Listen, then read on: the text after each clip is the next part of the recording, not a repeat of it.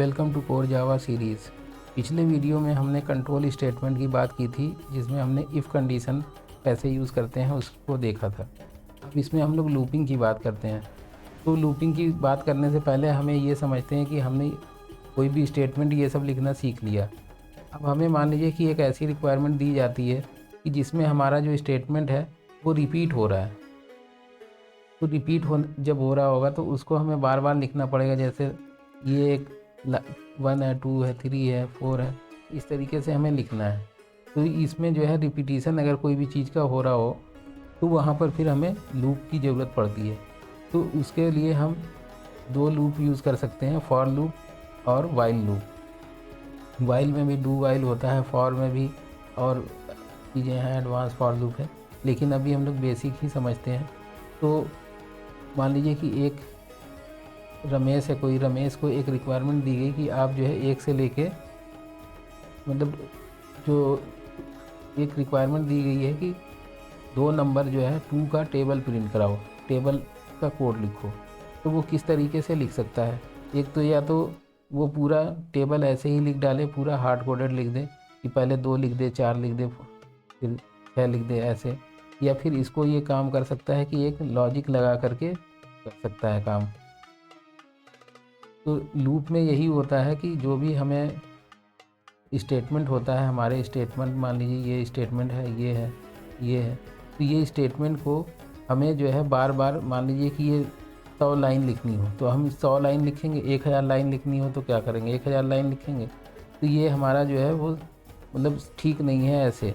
तो इसके लिए हम लोग रिपीट जो हो रही होगी चीज़ें, जो रिपीट वाले टास्क होते हैं, उसके लिए लूप लगाते हैं। इसको हम लोग कोड से समझते हैं। तो यहाँ पर आ जाते हैं, हमें वही रिक्वायरमेंट जो कि रमेश को दिया गया था कि 2 नंबर का टेबल प्रिंट करो। तो इसके लिए हम क्या करते हैं कि एक जो है नंबर ले लेते हैं। तो नंबर ले लिया, नंबर में हमने दे दिया 2। अब इसका टेबल प्रिंट कराना है। ये बाद में हम किसी भी नंबर के लिए इसको यूज़ कर सकते हैं। तो अभी इफ़ की बात हो रही थी, अब हम लोग इसमें इसको हटा देते हैं और यहाँ पर हम लोग यूज़ करते हैं फॉर लूप का। तो फॉर लूप में होता क्या है कि सबसे पहले हमें एक वैल्यू चाहिए होती जिसके हिसाब से ये फॉर लूप चलेगा। तो हमने इंट ले लिया आई और इसको हमने स्टार्ट कर दिया 1 से। उसके बाद हमने आई में कंडीशन लगा के चेक किया कि ये लूप कब तक चले, जब तक कि उसमें ये 2 होता रहे तब तक ये चले। तो लेस देन इसको 10 कर दिया। उसके बाद इसमें हमें देना पड़ेगा इंक्रीमेंट या डिक्रीमेंट, दोनों में से कोई भी। अब यहाँ पर हम एक प्रिंट लगा देते हैं, सिस आउट, सिर्फ आई की वैल्यू प्रिंट करा देते हैं। अभी ये टेबल नहीं आएगी, अभी ये सिर्फ वैल्यू को प्रिंट करने का काम करेगा। तो एक बार इसको रन करके देखते हैं। यहाँ पर जब रन करेंगे तो ये देखिए 1 से लेकर 9 तक प्रिंट किया। तो हमें तो चाहिए 1 से लेकर 10 तक। इस लॉजिक में हमें कुछ चेंज करना पड़ेगा। चेंज ये करना होगा, या तो हम इसको लेस देन 11 कर दें या फिर लेस देन इक्वल टू यहाँ पे लगा के अगर 10 कर दें तो ये हमारे 10 तक जो है वैल्यू को छापने लगेगा। ये देखिए 1 से लेकर 10 तक इसने छाप दिया यहाँ पर। अब हमें टेबल के लिए क्या करना पड़ेगा कि इस जो नंबर है, नंबर का अगर इसमें मल्टीप्लाई करा दें, नंबर को मल्टीप्लाई करा देते हैं हम आई से, नम इंटू आई। तो यहाँ पर देखिए ये हमने कर दिया। अब इसको हम रन करके देखते हैं।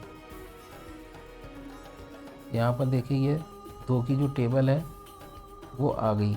इस तरीके से ये हो गया। अब अगर नंबर हमारा 2 के बजाय हम यहाँ पर 5 कर दें तो ये 5 की टेबल यहाँ पर छाप देगा। 5 की जगह ये देखिए 5 करते ही 5 का आ गया।